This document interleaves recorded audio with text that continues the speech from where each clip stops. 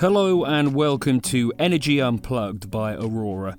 This podcast features various experts from Aurora having in-depth conversations with key industry leaders, policymakers and academics from all over the world. It explores the hottest topics across the energy market and gives a unique perspective on major energy issues. Welcome to Energy Unplugged. I'm Dan Monzani, Managing Director for UK and Ireland at Aurora. Today on the podcast, we're digging into the revolution in retail energy markets, both in the UK and internationally, and both historically over the last 10 years or so, and the revolution to come over the next 10 years or so. My guest today is ideally placed to discuss this. She joined OVO, then a tiny startup in 2009, and went on to become their Chief Operating Officer. In the decade she was with OVO, they went from a startup to the second biggest retail company in the UK, absorbing SSE's retail business on the way. Since 2019, she's been the Chief Operating Officer of Kaluza, originally OVO's intelligent software platform, but now a standalone company serving retail energy companies in the UK, Spain, Australia, and elsewhere, supporting a number of innovative customer offers, including the world's largest vehicle-to-grid trial. My guest today is Mel Gander. Mel, welcome. Thank you, Dan, and thank you for inviting me to spend some time with you today. Not at all. Let's start right at the beginning then. So you joined OVO really early on in an era when the UK market was dominated by 6 big retail energy suppliers, all vertically integrated with generation and sometimes networks. And if I remember rightly, covering 99% of accounts. So what was your motivation to do that when the odds look so stacked against new entrants? Well, as I said, it's an interesting time with the market dominated by the big 6, but smaller retailers were starting to emerge. So, for example, Ecotricity, Good Energy and First Utility had already entered the market and started to see traction. Also, customers were starting to realise that switching was possible. Then we started to see price comparison websites taking the friction out of comparing costs and supporting customers being able to switch. And I think also the market at the time meant operating as a smaller retail was more commercially viable. It was also before the wave of new entrants followed OVO, increasing the levels of competition in the market and taking prices to what some would say unsustainably low levels. But there definitely was room back in 2009 for a challenger to build a slightly different profile in the market based on offering customers better value, which isn't just lowering prices or low prices. It's providing a better experience around what is essentially a commodity product. And interestingly, my personal motivation, I'd say, who isn't excited about the opportunity to create something new and challenge the legacy approach? Obviously, it was proven right. So do you think it was cost then, or service, or something else that drove OVO's growth in that first 5 or 10 years? I think for me, there's probably 3 key areas to touch on. One was around differentiation. So at the time, trust in energy retailers was low and service levels were poor. And so OVO really set out to provide customers with a higher level of service, and we won multiple awards for that in our early years. And we also innovated. So, for example, offering customers interest on their credit balances, and also offering pay-as-you-go customers options to top up via an app rather than having to go to the local shop. So it's definitely differentiation. There was also then pricing. So there's definitely room at the time to price competitively before the number of retailers in the market significantly expanded. And then also brand. I think OVO was really seen as a challenger brand to the big 6 during a time when there weren't many alternatives and there wasn't, and the levels of trust within larger retailers were at an all-time low. Do you think you had a particular advantage almost as a startup trying those newer things? I mean, it sounds pretty everyday to have an app, doesn't it? But I guess 15 years ago, no one was doing it. So why do you think OVO could move fast and the incumbents weren't able to copy quickly? I think it's probably a theme that we'll touch on today. And I think we'll be spending more time talking about the technology that enables rapid innovation. But I also think there's something about the culture of an organization as well too. OVO really wanted to forge ahead. Working as a smaller team and a smaller business, change is far faster. And so actually we set up and emerged as an entrepreneurial-led business, and that really meant that we operated and made change at pace. Whereas I think within some of the more legacy retailers within the market. There wasn't, having been in the same industry for some time, where there'd been limited amounts of change, I don't think there was necessarily the ingrained ability to be able to move as quickly as some of the smaller new entrants. Let's talk a bit more about that technology advantage then, I guess. And you would have worked a lot on the platform as COO in OVO, but you moved across to be COO of Kaluza when it was split out in 2019. I guess the best place to start for listeners who might be less familiar with the market, could you just describe what it is that the payment platforms do, and in particular what it is about Kaluza that gave you a cost advantage over other platforms that might serve across a variety of industries? Maybe let's start by touching on what the Kaluza platform is. The Kaluza platform was originally developed as an internal solution for OVO Energy. So back in 2014, when smart metering started to take off in the UK, it became quite quickly clear that a different type of solution would be needed to manage the scale and complexity of the data that smart metering would bring. Plus also starting to provide customers with the type of experience and propositions that can be offered by using that data. So OVO searched the market for a solution that would be able to support the business in its next phase, and didn't find one that they thought would be able to manage the increasing amounts of data that we're seeing, as they decided to build our own. So internally, we built a full meter to cash or billing solution, and we also coupled this with a flexibility platform that we originally acquired in 2017. So what that means is we have a full end-to-end solution to provide retailers with the systems needed to accelerate through the energy transition. In terms of how we're different to other platforms, we were built with the future in mind. I think if we look backwards, we've been in a world where we might receive 2 meter readings per year for a customer, where energy flows one way from generation through to the meter, and it's energy settled against standard profiles. And I think if we look at where we are now and where we're going, in the UK, we're moving to a world of half-hourly data. So that's both for billing and for settlement purposes. Energy is consumed, produced, and also exported at a household level. It's not just one way now, it's bidirectional. And increasingly, focus is not just on when energy is used, it's also how it's actually being used. So retailers no longer stop at the meter. They need to consider how energy is being used further into the home. So all of this complexity needs solutions that have been specifically designed, architected, and engineered to not just manage the data, but also to optimize it, to maximize the value for retailers and end consumers. So Kaluza has been very much designed and built with the future in mind. We haven't taken a legacy solution and attempted to adapt it. I'm really interested in that business decision, actually, because I think when we had Greg Jackson, obviously one of your competitors on the podcast, he talked about almost wanting to be a software or a technology company and then sort of looking at which industry to enter. Sounds actually like you went the other way and were in retail and not finding anything that worked. So that must have been quite a cultural change to sort of suddenly become a software platform, as it were. Can you talk through a bit how that did affect OVO as an organization, or was it already just already in the cultural DNA to try something new? We were already operating with internal engineering teams and product teams. So we're already set up to be able to design and build software. And so we then use that capability to then start building out the Kaluza platform. And yes, it was originally built with OVO in mind, but quite quickly we realized that we'd have the ability to commercialize it. And that what we built would be able to offer solutions to other retailers globally in going through the energy transition.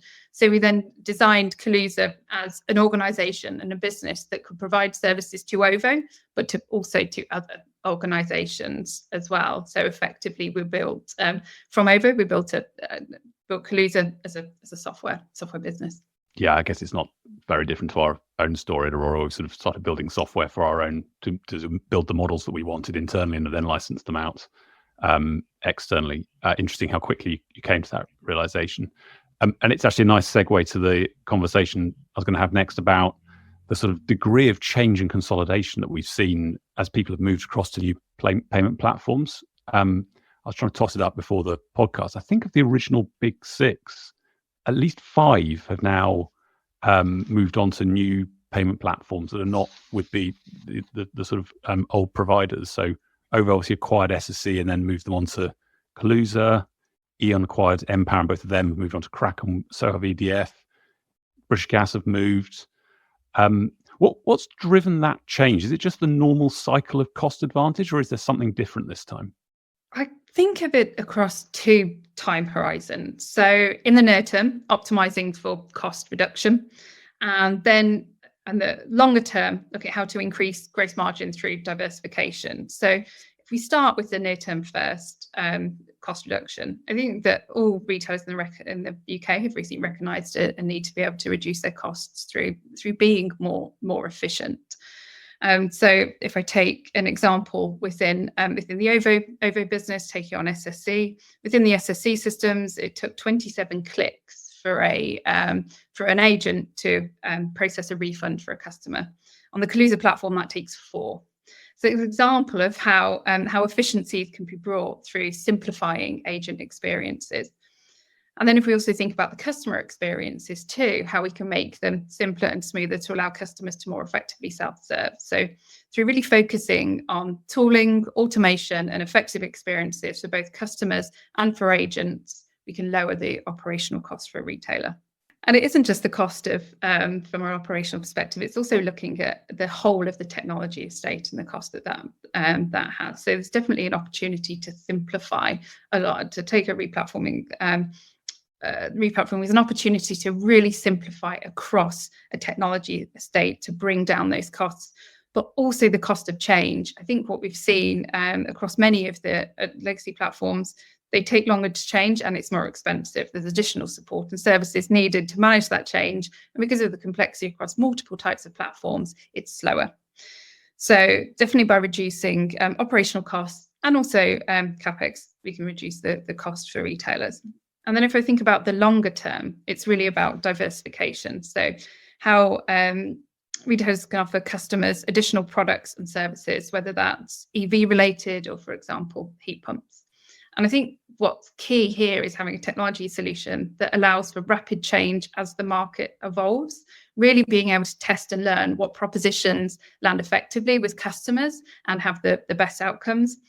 Looking at how to quickly offer innovative tariff structures, for example, and supporting more effective customer experience to take out the complexity that customers will face and make sure that it doesn't increase with the changes that they're going to see in their energy needs going forward. So how can we make it simpler for a customer to understand the energy their EV is using versus their heat pump, for example? So really having the technology that can evolve quite quickly and it's quite rapid change will be able to support retailers then looking at how they can offer additional products and services. One of the things that people used to say, I mean, maybe we're going back a decade now, when the challenges were starting to gain share, was that you were picking up easy customers and that somehow it was harder to use the legacy systems, not because they were legacy systems, because they were more challenging customers. I mean, I guess the SSE integration's a good test case on that. Do you think these platforms have been resilient to that, or have they had to sort of raise their game again with a broader range of customers and legacy systems to do the transfer across when you've done that with SSE? So there's definitely, I think about across the UK, there's complexity within the types of meter setups within customers' homes, for example, where some meters are controlling the heating, for example. There's things like related MPANs, so where meters have to be switched and managed in parallel. So there is complexity there. I think there's a couple of areas to then touch on. One is what complexity can actually be removed. So I mean, looking at, for example, the SSE base, there were literally hundreds of tariffs that were being supported for customers. So how can those tariffs be simplified to ensure that the complexity isn't being moved across onto the new platform? But where that complexity is inherent within a metering setup within a customer's home, it's not always possible to switch that out. So how can we effectively manage that to ensure that the customer is supported and still receives the experience that they need, but also we're not adding complexity into the core system? So that's something that we have focused on and have supported all of the complex cohorts that have been within the SSE base, for example. I've another pet theory, which I think is a bit provocative, but let me throw it at you anyway and see what you think about it. Which is that yes, you were making some headway perhaps during the 2010s, and that new platforms offered a bit of a cost advantage, but it seemed to accelerate massively in the last couple of years of the decade. And I'm not sure whether it's a complete coincidence that was when the price cap came in. Now, obviously, there's lots of failings with price caps, but do you think that was a material factor in tipping some of the older companies over into deciding they needed to radically shave their costs and therefore re-platform rather than trying to run their own platforms slightly more efficiently? Yes, I think that cost reduction has definitely been a factor. So looking at how to operate more efficiently and how to utilize technology to support that. It definitely is a fact. I think though it's not just within the UK. I think globally there's retailers are beginning to recognise that the platforms that have supported them previously are not necessarily the platforms that are going to support them going forward. Their needs are going to be quite different, and their customers' needs are going to be quite different. And I think that is as much driving the change as just looking to reduce costs. Okay, that's just a really good time to talk about the international markets, because I mean, retail markets are often very bespoke. So you've obviously successfully entered some of those other markets. How straightforward is it to scale the platform you've got, or do you have to sort of redesign it quite significantly for new markets? So we've taken an approach of making sure that the core of our platform is almost market agnostic. So it has the flexibility to be able to support the complexity that we see across different markets. And then when there's something market specific, we look to manage that at the edges of the platform or within a ring-fenced element of it. But I think although the markets are sometimes quite different, we actually do see a lot of similarities. So if I look at, for example, some of the market rules and regulations, take Australia, and we have recently localized and have our platform live with the Australian market. There's quite a lot of similarities in how the regulations are set up and applied, because ultimately many markets are facing the same problems and are using fairly similar solutions for those. So, for example, we might have warm home discount within the UK spot customers. There's similar types of concessions, as they're called, within the Australian market. Or, for example, back billing regulations that were previously introduced in the UK, there are similar regulations within the Australian market. So actually we're finding that some of the same challenges are seen globally, and some of the same approaches are being deployed to manage those. But actually they are quite similar across the various markets. Okay, very interesting. And of course, the big common theme that everyone's wrestling with at the moment is the transition to net zero. There's been a lot of debate in the UK markets, particularly, but I'm sure it's true internationally, about whether the retail market is just fundamentally broken, or at least that it needs to be radically overhauled for a world of net zero, smart homes, electric vehicles, and so on. Do you think the UK retail market needs to be radically different in 2030? And if so, what needs to change? So I think if we look forward to 2030, I think it's interesting to think about what the market will look like then. So we're expecting between 8 and 11 million electric vehicles on the roads by 2030. So that for the electricity system will represent at least 10 gigawatts of additional daily load, based on the data that we have around EV plug-in and charging behaviours. I think if we then add on V to G, so the National Grid Future Energy Scenario's most optimistic scenario estimates that 20% of drivers will be participating in some form of vehicle to grid charging by 2035. So that could be up to 2 million EVs by 2030. So, and then let's add on the likelihood for around 2 million heat pumps by 2032. So there isn't just a need to change the system to accommodate all of the increasing demand. There's definitely value to be unlocked. So retailers are really going to need to play a pivotal role in unlocking that value for themselves, but also, most importantly, for their customers. So yes, that we will see the role of retailers starting to change, and the types of services and propositions that they offer to their customers needing to change to be able to unlock the value in the flexibility that we're going to see. Yeah, that's really interesting. What's the role of a smart software platform in this that you couldn't do on a current platform? What are can you give us an example of some of the things that you're doing at the moment that are pointing the way to a net zero future? Let's take the OVO Charge Anytime example of how software is enabling a transition to managed charging, for example. So first of all, key is identifying which customers actually have electric vehicles to be able to offer them the new propositions. We find that a lot of customers that have electric vehicles aren't always aware that there are specific tariffs that they can sign up to that will provide them better value around their charging. So really key is understanding which customers have EVs. So using the smart meter data, applying algorithms to that, and be able to detect the presence of electric vehicles in customers' homes, and then offering the customers propositions that are tailored to them. And so also in offering those propositions, what's key is being able to set up the tariffs to enable them. So flexibility within the software to be able to create and apply those tariffs. So some solutions take days, weeks, or even months to set up a new tariff. Within Kaluza, we've reduced that to just hours. Then once customers have been identified, once they've signed up to a proposition, it's how they securely and simply connect their EV. So either directly with an integration with the electric vehicle, or through an integration with their charge point. So customers need to have a seamless pairing experience to be able to then connect their EV to the platform that they'll be optimizing it. Then it's also providing customers with an app to allow them to set their preferences around how and when their vehicles charge. So what time they need their vehicle to be ready and to what state of charge.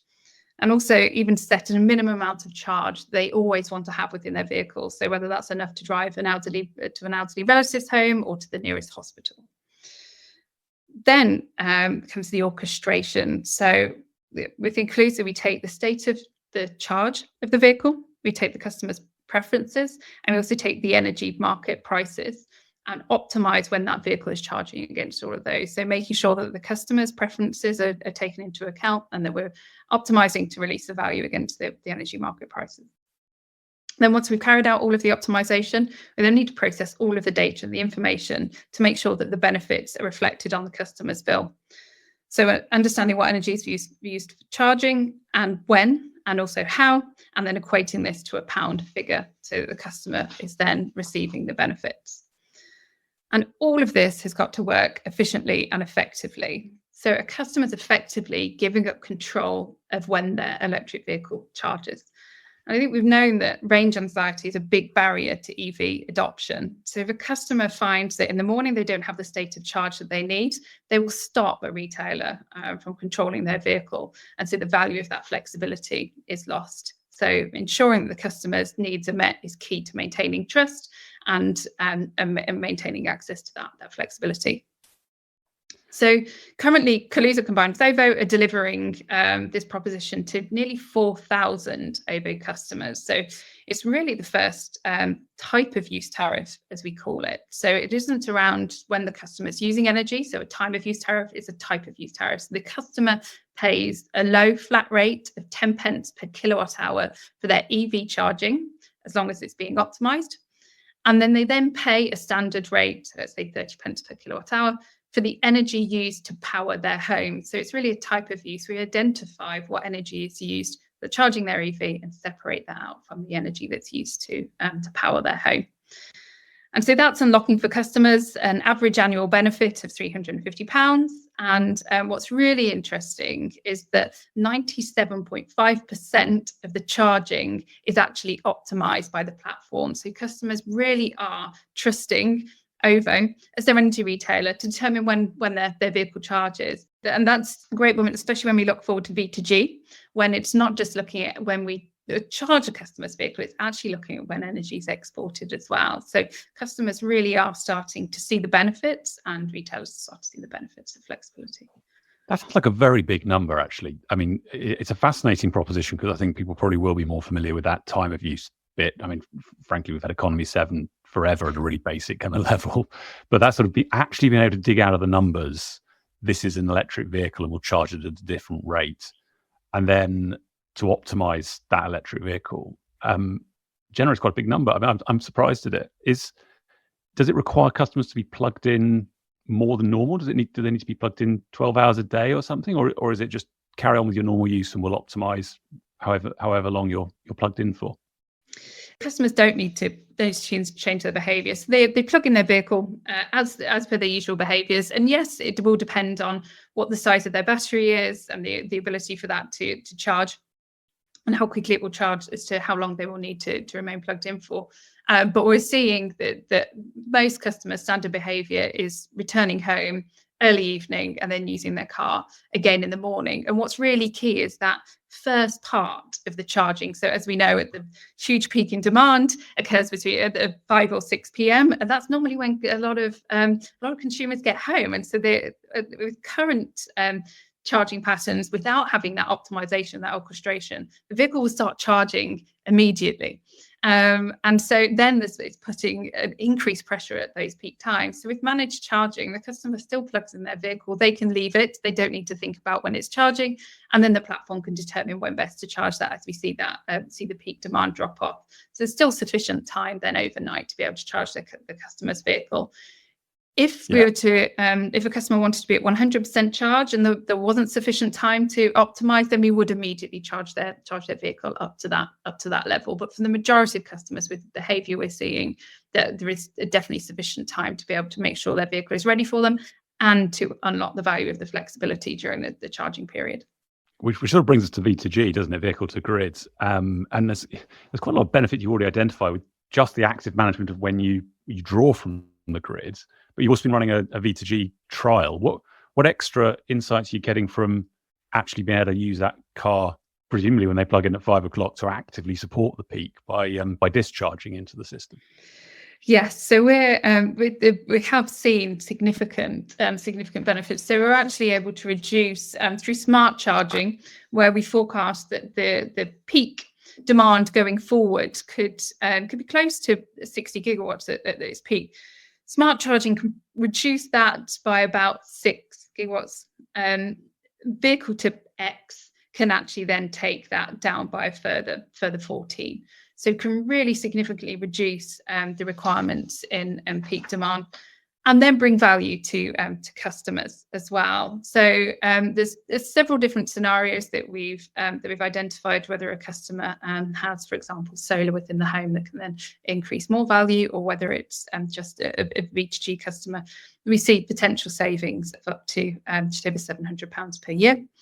But what we're seeing also through some of our trials is customers really optimizing how and when they're charging their vehicles, when they're making it available to charge and to discharge, and to maximize the benefits of the proposition. So we've even seen examples of customers not just paying for the miles that they've used, so charging their EV, and they're also starting to counterbalance some of the costs of the energy within their home. So they are really maximizing the amount of energy that they're selling back to the grid, and it doesn't just cover their cost of their driving, it's actually starting to reduce the cost of their monthly energy bill as well. So it's really quite impressive. And I think if we look at it all together, even by 2030, if there were 2 million vehicles that were being managed managed using vehicle to grid technology, this is equal to 2 gigawatts of flexible daily load that can help displace 6 average CCGT plants with renewable generation. So there is a lot of potential for V2G. There's also some barriers as well, which I'm sure we'll come on to. Yeah, well, just before we go there, I'm interested in this flexibility opportunity. We do a lot of work on flexibility, and clearly domestic flexibility is going to grow. I suppose the challenge to put back to you is it the retailer or indeed Kaluza that are the best place to provide that flexibility, or what about the EV manufacturers? Why not run the flexibility from the car or the smart charger or the cable? Even in some cases, we've seen some smart cables. So who's going to capture the value in this flexibility? That is a good question. And we're already seeing EV manufacturers or OEMs taking an increased interest in the energy space and starting to recognize the value of flexibility. So In the US, Ford has enabled V2H capabilities in the new F-150 model.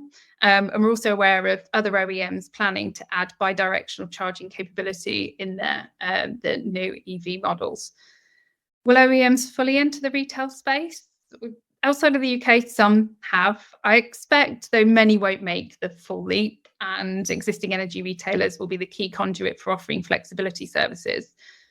But I think we will see commercial models emerge where the OEM looks to access some of the value. So I don't think retailers should assume all of the flexibility benefits will definitely flow their way.